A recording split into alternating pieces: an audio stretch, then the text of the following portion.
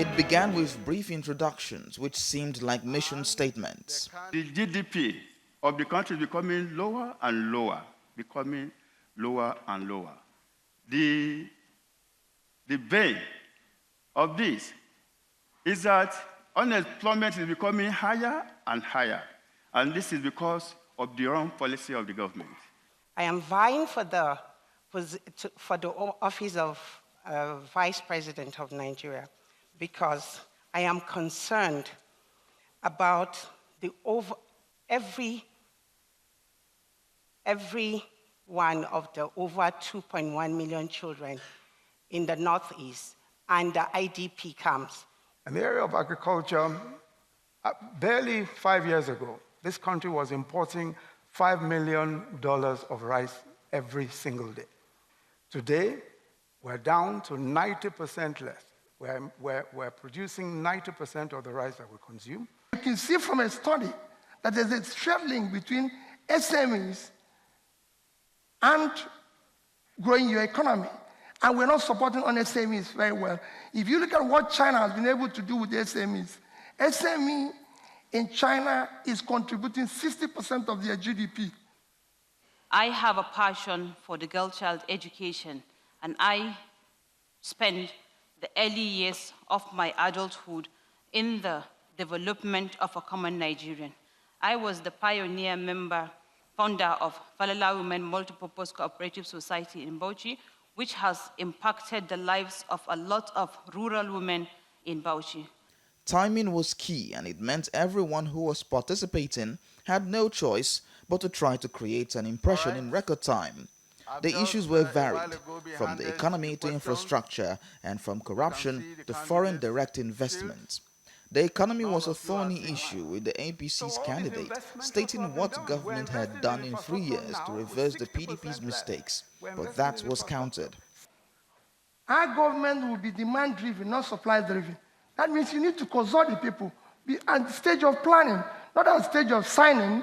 You say, oh, well, we need to go and consult the people. We will do it before we get to that stage. 2, you don't need to fear about China's transshipment. Labor is not the only factor of production. It's not the only cost.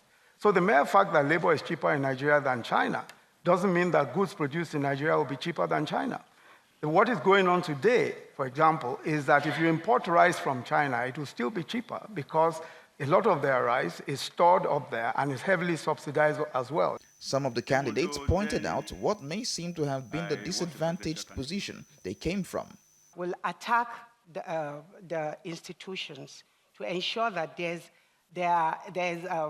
enough transparency, there's enough technological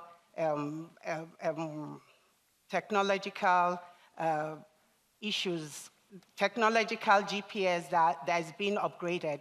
We've never been in government before, but the people that are presently and those that were have said a lot about the subsidy.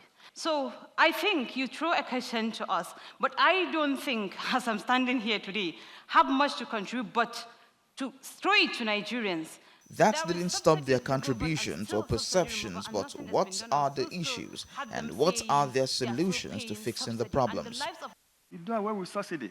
Firstly, there are a lot of inefficiency in the system. The PMF, the petroleum importers, sometimes it's round-tripping.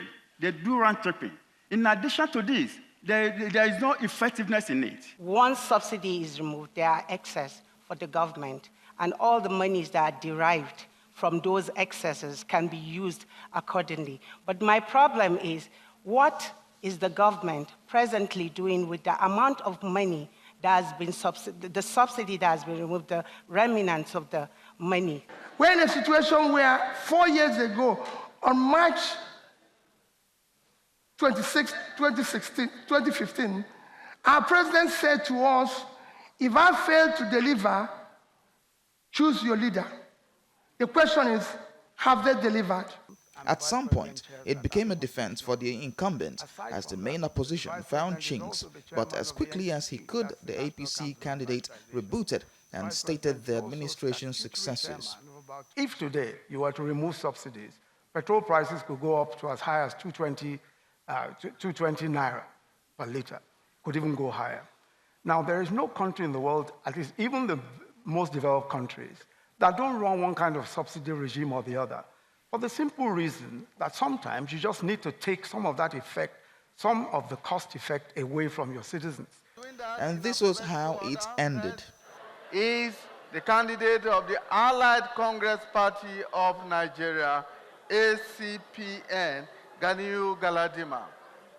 Next is the candidate of the Alliance for New Nigeria, ANN, Khadija Abdullahi Iya.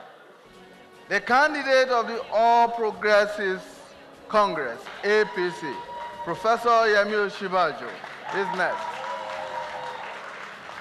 The candidate of the People's Democratic Party, PDP, Peter Obi.